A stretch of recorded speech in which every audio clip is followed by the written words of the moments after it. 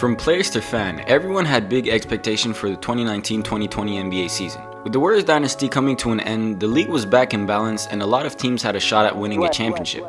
Unfortunately, the NBA got postponed in the middle of the regular season due to the coronavirus, obviously. This led to some teams getting sloppy and losing momentum, but for some other teams, this helped them improve and build on their chemistry.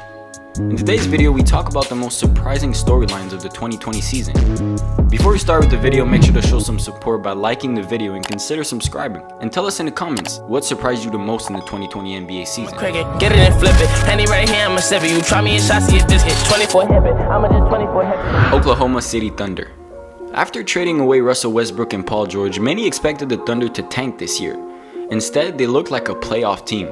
The immediate assumption was that the Thunder general manager would trade Chris Paul for even more draft pick and young players in the hope that the team would be able to build for the future. Leading the way for Oklahoma City is point guard Chris Paul.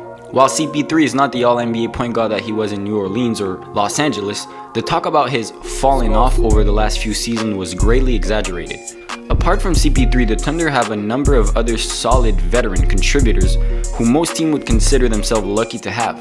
There is the ever-reliable Steven Adams, who is one of the league's best offensive rebounder, a good rim protector, and a steady hand near the basket.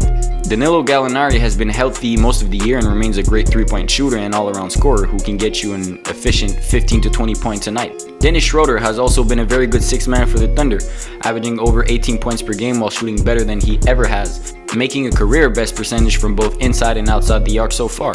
And then there's Shai Gilgeous-Alexander, the second-year player the Thunder acquired from the Clipper in the Paul George trade, has looked like a star in the making at several points throughout the season so far. Shai is a unique player, both slippery and graceful, who often appears able to create his own shot at will with his ability to evade and get around defenders. As Oklahoma City's leading scorer, he is averaging nearly 20 points per game and he is looking like a more complete player than he did in his already impressive rookie season.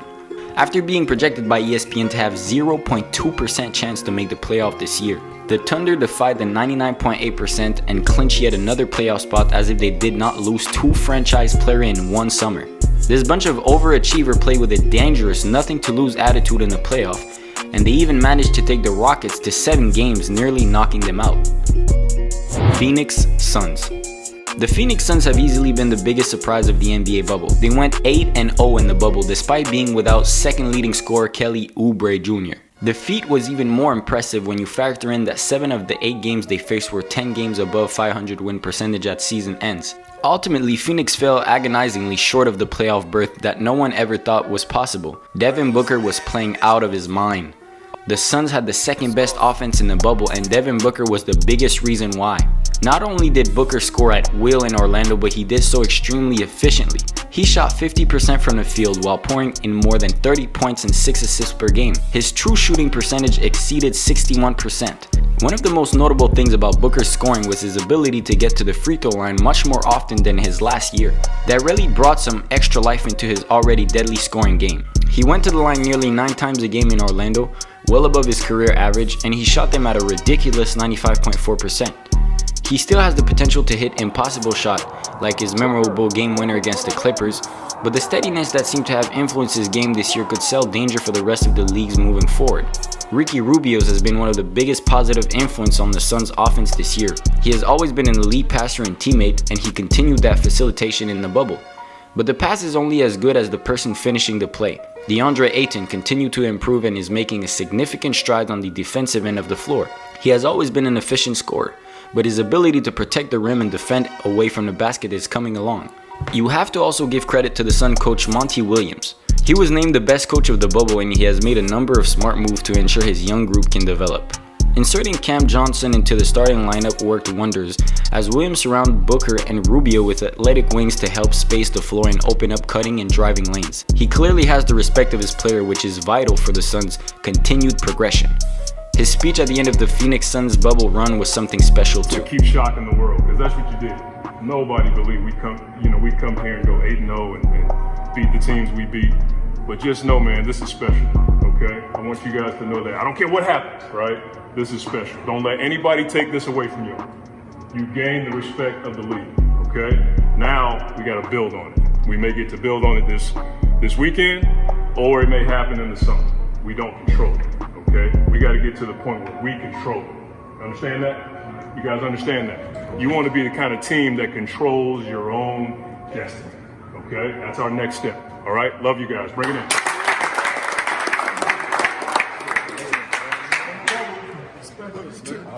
Family on three. 1, 2, 3. Denver Nuggets. While the Denver Nuggets have never won a title in their 44 years in the NBA, they made a history after beating the Los Angeles Clippers in Game 7.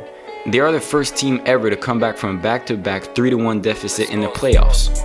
In the beginning of the year, the expectations were not really high for this team. The year before, they got knocked out by the Blazers in round 2 in 7 games. Many people didn't even think that it would get that far this year, but the Nuggets surprised us all. They faced against the Jazz in the first round after being down 3-1. Nuggets won 3 games in a row and completed the comeback with Jamal Murray as their leading scorer. The Nuggets prevailed despite getting just 17 points on 7 of 21 shooting from Jamal Murray, who suffered a bruised thigh in a collision with Utah's Joe Ingles in the second quarter. Jokic paced the Nuggets with a game-high 30 points, completing a double-double with 14 rebounds.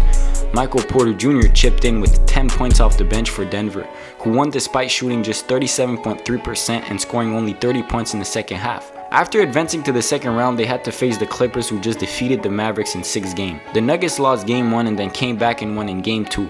They lost both Game 3 and 4, and once again they were down 3-1. As good as the Clippers were, nobody thought a comeback was possible. To everyone's surprise, the Nuggets won both Game 5 and 6 and left the series tied 3-3. Murray and Jokic put up a huge performance in the biggest game of their career, while Leonard and George missed shot after shot down the stretch. There's no more talk about what Murray and Jokic can one day be as a duo. They've proven they're here now, and they're here to stay. The Nuggets out-hustled and out-executed the Clippers throughout the last 4 games, sticking to Coach Mike Malone's game plan. Denver was flat out the better team. Portland Trail Blazers. Heading into the NBA bubble, the Blazers had a bad record at 20 wins and 37 losses.